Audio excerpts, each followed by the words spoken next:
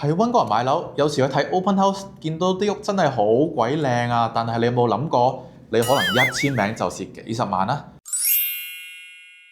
大家好，歡迎你哋翻到嚟我哋嘅 YouTube channel Buy Sell YBR， 我係你個大溫哥華地產經紀 Edward。Hello， 大家好，我係 Billy。今日我哋會同大家講一講喺溫哥華買樓時候嘅5大伏位，通常我哋俗稱叫 stigma。呢啲嘅 stigma 唔係話外在有乜嘢缺陷，而好多時候呢啲係隱形嘅一啲因素。呢啲嘅因素有可能影響住你之後賣樓嘅時間啦、難度啦，甚至係價錢添。而且賣家係未必需要直接同你披露呢啲隱形嘅因素㗎。不如 Billy，你同觀眾分享下第一個伏位，我哋需要注意嘅係乜嘢啊？好啊，今日我哋第一個講嘅伏就係路衝。路衝其實喺風水學入邊咧，佢哋覺得係一個好強烈嘅氣流直衝入去間屋度，咁會影響到喺屋入邊住嘅人咧，可能會破財啦，或者有健康嘅問題啦，甚至乎有血光之災嘅喎。血光之災？我唔信風水嘅喎，有冇乜嘢實質啲嘅影響先？好啊，你有冇諗過你間屋路衝夜晚嘅時候，車來車往，啲車頭燈成日照住你間屋，你都唔舒服啦。甚至乎如果你有一間房係直接對住條街嘅，你夜晚瞓覺嘅時候都會產生到問題嘅喎，可能到時真係有健康嘅問題喎。咁其實呢一樣嘢咧，好多買家都會 miss 咗嘅，因為通常買家都係早上去睇屋啦，夜媽媽點會去睇屋啊？咁你咪唔知道原來會有光線嘅問題咯。咁第三樣咧，其實就係安全性嘅隱患。咁你都知道啦，而家大溫哥華啲人揸車都係亂咁嚟㗎啦，好危險。其實落雪同落雨嘅時候咧，我哋唔好講得咁極端，成部車飛咗入去你間屋入邊。你有冇諗過你部車泊咗喺門口度，另外一部車唔小心跣咗埋嚟撞一撞，咁你都麻煩啦。係。第二個伏位就係墳場。墳場唔係話佢 physically 有咩氣場啊，對你個屋有咩影響，而係話特別喺一啲亞洲嘅買家心目中咧，認住有啲污糟嘢喺你屋企附近啊嘛。有時你屋企裝咗個 security camera 啦，夜晚出嚟個 notification， 哇，心入邊都寒一寒啊！但係有可能其實只不過一啲野貓野狗啊經過你屋企嘅啫喎。咁其實有冇啲實質啲嘅嘢呢？實質啲嘅嘢其實都有㗎。你要諗下，如果你隔離係一個墳場，咁佢 likely 都係一個 funeral home 啦。有時佢哋會舉辦一啲嘅葬禮啊儀式咁樣，過嚟嗰啲親朋戚友都好多㗎嘛。有時咁變咗佢會影響住你屋企附近一啲交通啊 parking 啊，變咗你出入都麻煩咗好多㗎。咁啊，第三個伏位就係電站。咁其實有好多買家見到電站喺間屋隔離咧，佢哋就會驚，有冇輻射嘅問題㗎？可能會影響到健康，甚至乎生 cancer 嘅喎。咁其實大家亦都唔需要咁擔心。暫時嚟講咧，科學上咧都未有任何嘅根據嘅。咁第二個問題出於喺邊咧？就係美觀。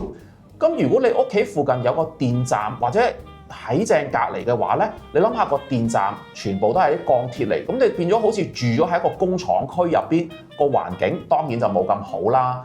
咁第三樣嘢咧就係聲音嘅問題。學似啱啱講，好多買家都係早上去睇屋嘅，咁早上就車來車往，有啲 white noise，你未必聽到個發電站會唔會發出聲音嘅喎。其實有啲屋主講咧，夜晚嘅時候呢啲電站係會發出一啲低頻率嘅嗡嗡聲嘅喎。咪住先 Billy，我哋講咗咁耐，其實都係一啲外在嘅因素嘅啫喎，例如墳場啊、電站啊或者路衝啊咁樣。但係有冇一啲喺屋入邊嘅伏位，我哋需要注意㗎？好啊，不如我哋講第四個伏位，就係間屋入邊有人過身。咁有好多亞洲嘅買家都會比較擔心呢一樣嘢，因為間屋入邊有人過身，住入去好似住都住得唔安樂。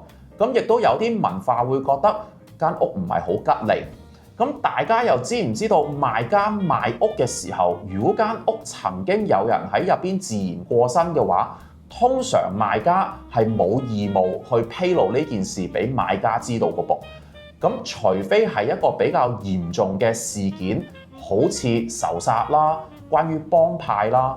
咁之前喺西區亦都有一個好爆嘅新聞啦，我諗好多觀眾都睇過㗎啦，咁就唔喺呢度再講啦。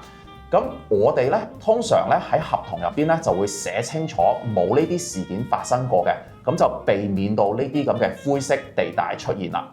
講開呢個犯罪現場同埋兇案咧，呢個正正就係我要講最後嘅一個伏位啦，就係呢間屋之前咧有做過一啲嘅非法用途，非法用途就係包括一啲嘅兇案現場啊、大麻屋啊、色情場所啊，或者間屋之前做過一啲地下嘅賭檔，但係呢啲屋真係太多嘢可以講啦。呢度我就簡單將佢分為3點啦。第一點就係話，如果佢之前做過一啲非法用途，例如做過大麻屋咧，有機會佢真係亂駁啲電線啊，從而增加咗一啲嘅火災啊嗰啲嘅風險。